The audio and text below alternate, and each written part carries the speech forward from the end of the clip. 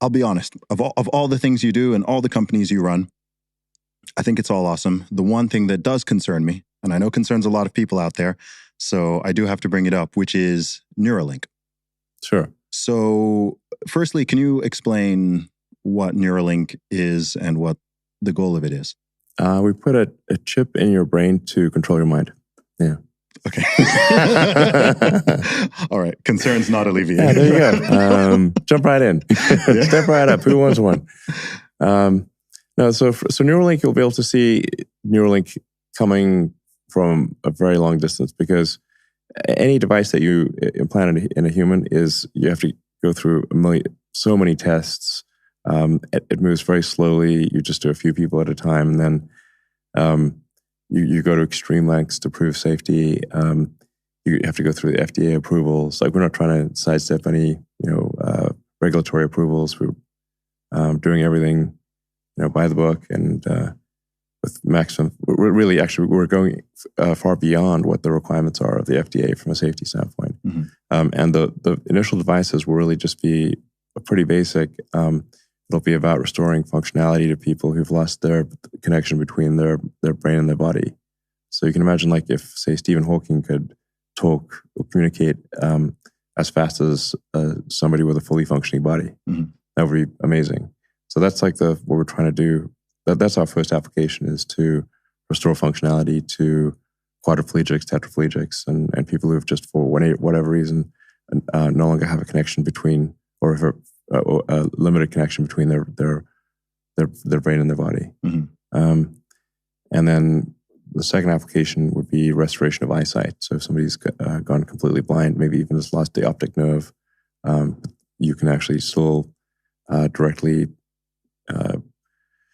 stimulate the neurons in the visual part of the cortex. So you can give direct vision to the brain. Mm-hmm. In fact, you could actually, depending upon what cameras you use, you could actually see in different wavelengths. Okay. Geordie LaForge from, like, you could, like, have that, like, I actually watched, like, an episode of Star Trek Next Generation with special effects compared to what we're used to, are like, not that great, but he's got, like, the wraparound, glasses, and he can see in different wavelengths.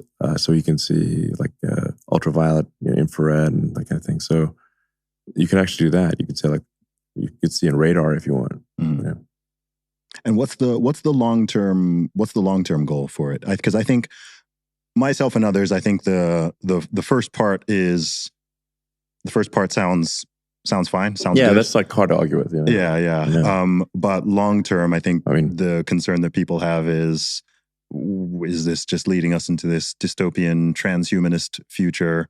Where does it go? What are the ethical boundaries of it?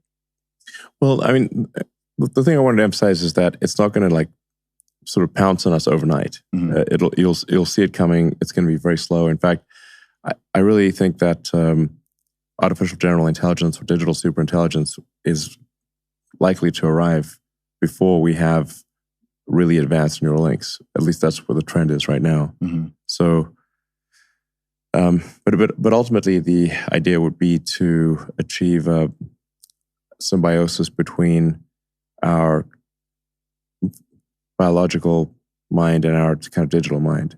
So we're already kind of a cyborg if you think of, like, your phone and your computers as an extension of yourself. Mm-hmm. In fact, like, if you leave your phone behind, it's like you have missing limb syndrome. You're like, where did it go?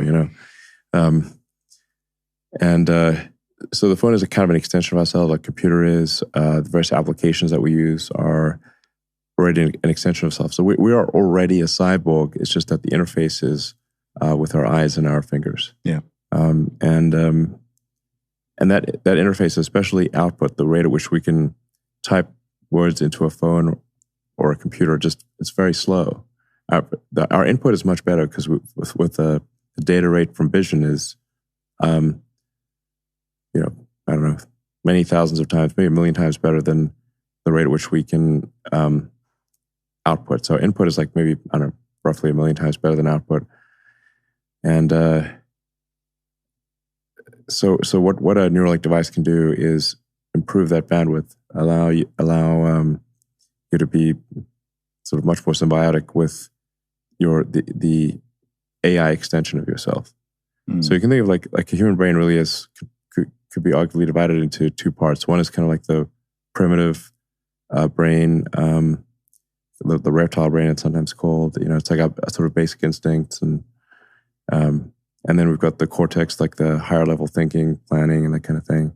But the two operate symbiotically. So I haven't yet met anyone who wants to delete their limbic system or delete their cortex.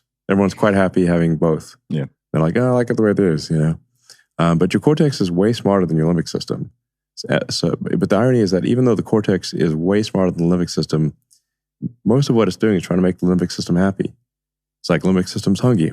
Okay, let's get some food. The limbic system is horny. Okay, let's have sex or whatever. I mean, the sheer amount of effort the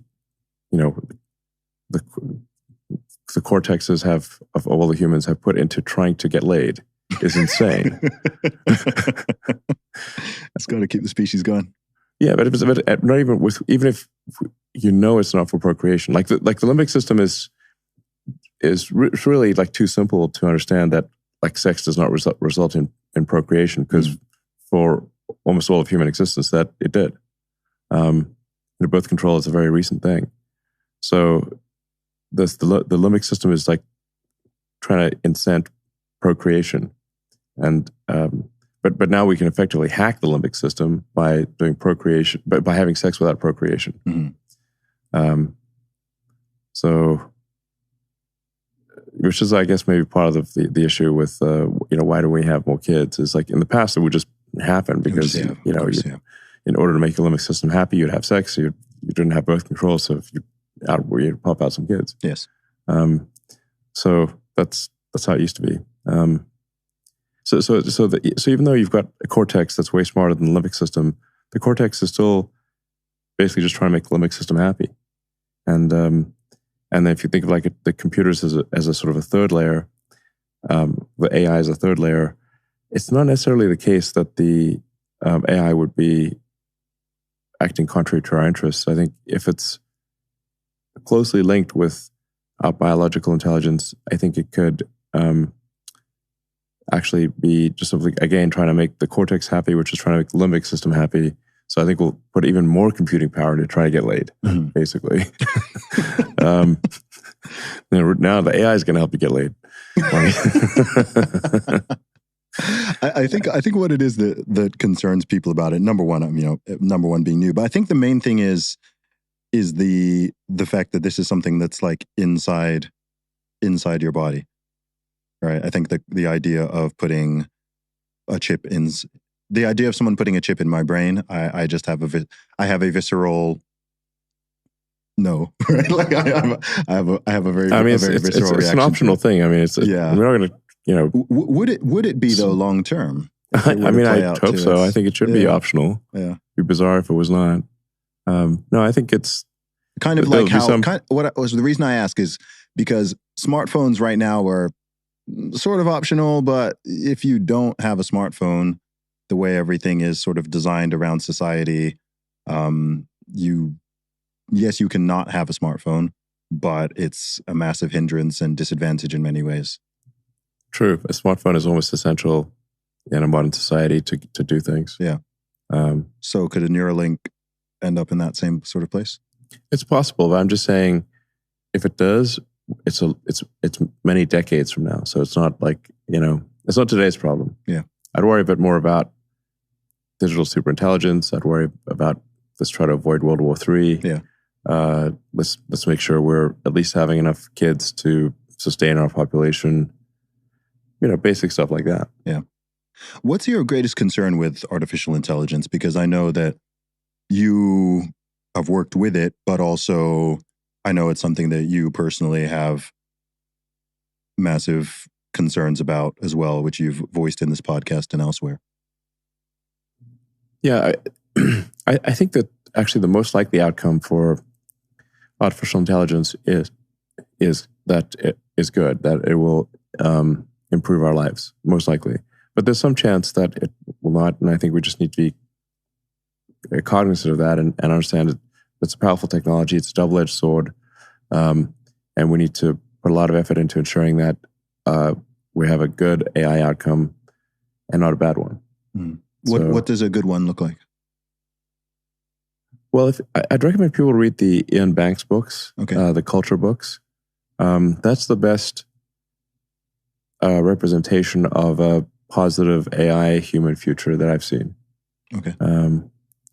So that's my recommendation. I mean, effectively AI, I think it will massively enhance human ability. It's like just a massive amplifier of human ability, just like the computer was. So really, it's just a question of like, does it? There's some risk that it doesn't merely amplify human activity, but it starts basically just being in charge. Yeah. And there's some risk it may view humanity negatively and decide that we're a blight on the earth. Like I think like a very dangerous thing would be if the sort of human extinctionist philosophy somehow got into AI, that would be bad. Like that guy that was on the front page of the New York Times saying, the 8 billion people on Earth. We don't want him coding it. We don't want him coding it. Yeah. Safe to say. There's quite a few people in this neck of the woods who have that either explicit or implicit extinctionist view. Yes. Where they view humanity as a blight on the face of the earth. Yeah, there's a lot of antinatalists in the world, and people who frankly anti-human. Yes. Like you said, people who don't have the pride in being human, right? There's people who they feel like guilty or something. People who even say that that's a speciesism. That's yeah. I mean, I'm a human supremacist. I'll be open about that one. Yeah, I mean, I think we got to fight for Team Human. Like, if we don't fight for it as humans, who will? Yeah, I mean, if the Earth exists and humans do not, then it's like we're saving the planet for who at that point? Yeah. What do you think about AI replacing jobs, though? Because that's a big concern. Even if AI doesn't sort of go rogue and start doing something directly horrible, I think a lot of people's concerns is just, hey, what about everyone's jobs? AI will certainly be very disruptive because jobs will be different. So no, I think the change caused by AI is going to be pretty radical. So there will, a lot of jobs that currently exist won't exist in the future. But I think there will be new jobs. And I do think, like in a benign AI scenario, we will really have an age of abundance. I think really goods and services, unless they're artificially made scarce, like it's specialized artwork, or you want that particular house in that neighborhood, like it has to be an artificial scarcity. But anything that is not made artificially scarce will be plentiful, as in a benign AI scenario. You'll be able to have any products and services you want. Mm-hmm. That anyone will. Does that not start to cause a whole new level of problems? Yeah, it does. Yeah. It's like there's some things which sound like a blessing, but may in fact be a curse. Yeah. Like I think you will live forever. It sounds like a blessing. It's actually a curse. You would not want to live forever. You don't know how long forever is. And if you say another potential curse is you can have anything you want effortlessly. Mm-hmm. Are you sure you want that? Yeah. Does anything matter at that point? Yeah.